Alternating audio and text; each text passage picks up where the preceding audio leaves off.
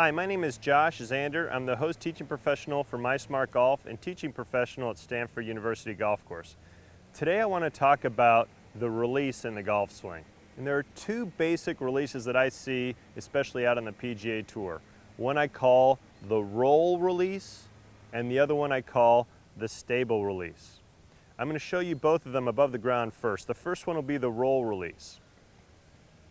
So I swing the club back, and as I swing it through, you see my right arm roll over my left, and the club face goes from an open to square position, and it closes as it comes through. That's a roll release.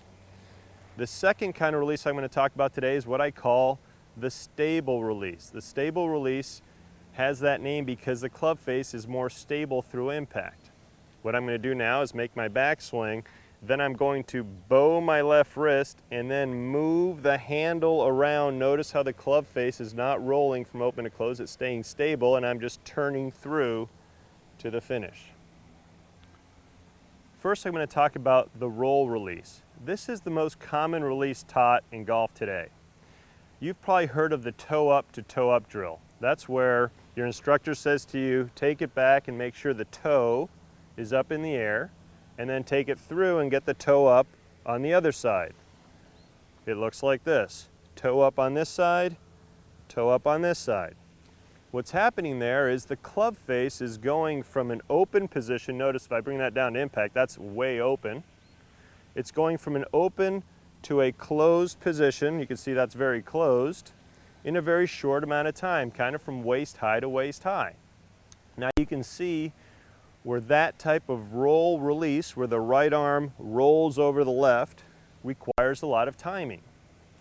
Now what happens from the top of the backswing is the player will pull down with the lead arm. As a righty, it'll be pulling down with my left arm. At this point, the handle will start to slow down and the right arm will fire past and close the club face. So it's going from open to closed right here around impact. Now, that's a very timing intensive kind of release.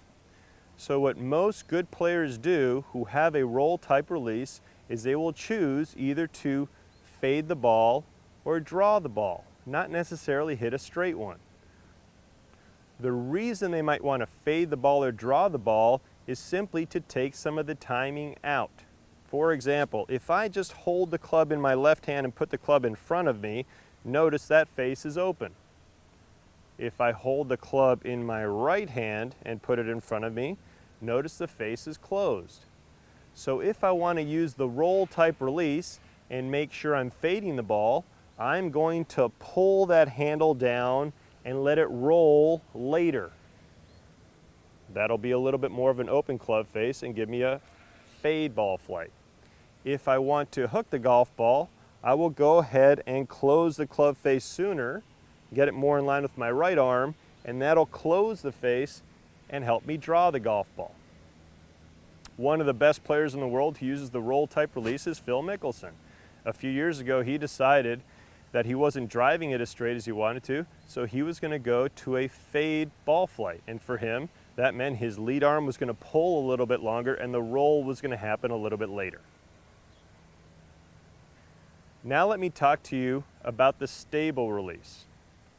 The stable release is one where if you think about the club in this position, which is very square, notice how the club head is above the shaft. You can see it from here, it's above the shaft. Now when I take it back, you can see the club head is no longer above the shaft. That's because the club face is open at the top, which is correct. We want an open club face at the top of the backswing.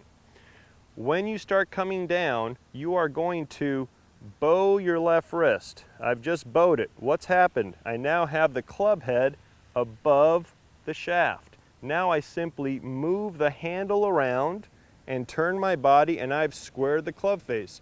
There is no rolling going on here. There is turning and moving the handle with a bowed wrist. As I come down, you're going to notice that I am not toe up. The leading edge here is parallel to my spine angle because I have bowed my wrist. Notice this is happening from the top of the backswing to halfway down. So now from here to impact, I simply keep moving the handle around and turn my body. And now on the way through, you're going to see, again, the leading edge at the same angle as my spine angle. The club head has remained very stable. The club head has stayed very square through impact. This is a better type of release if you're looking to hit a very straight golf ball.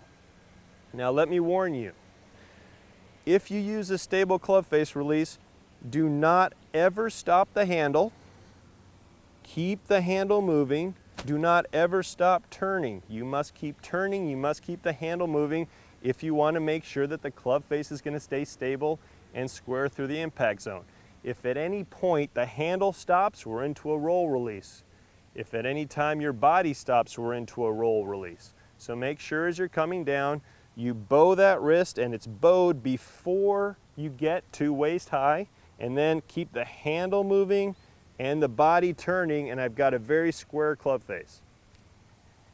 The player you'll see on the PGA Tour right now probably has the best stable release in the game is Sergio Garcia. He's also known as one of the best ball strikers out on the PGA Tour. This is the release that Ben Hogan used to talk about as well when he talked about supinating that wrist.